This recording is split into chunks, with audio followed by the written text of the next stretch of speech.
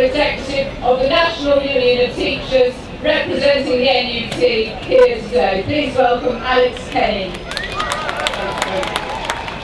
Thanks Kate, and thanks everyone for coming here today. I'm very pleased to bring you solidarity greetings from the National Union of Teachers on behalf of our General Secretary, Christine Blower.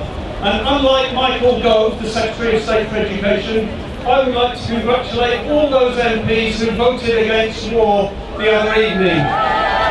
But more than that, I want to congratulate all those activists, those Stop the War activists, who for the last 12 years have kept Stop the War going through difficult circumstances, but keeping the message going. And today, as others have said, is our victory, because mainstream opinion now recognises that what we said about Iraq, what we have been saying about Iraq for the last 12 years was correct. And what we've been saying for the last 12 years has had an effect on public opinion and therefore had an effect in Parliament on Thursday night.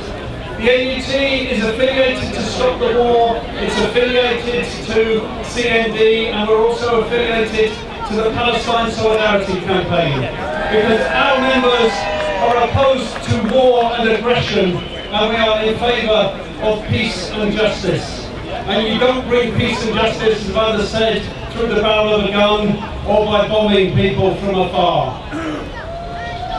David Cameron says he gets it. He says he understands that the British people don't want to go to war. But I wonder if he really does get it. He hasn't changed his spots.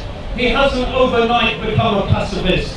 Him and his party are still warmongers. And that means we have to keep the pressure up. We have to go back and we have to build Stop the War. We have to be outside the American embassy, and we must make sure that we're not turning our backs on the people of the Middle East, and we're not turning our backs on the people of Syria. To oppose war doesn't mean we turn our backs on those people.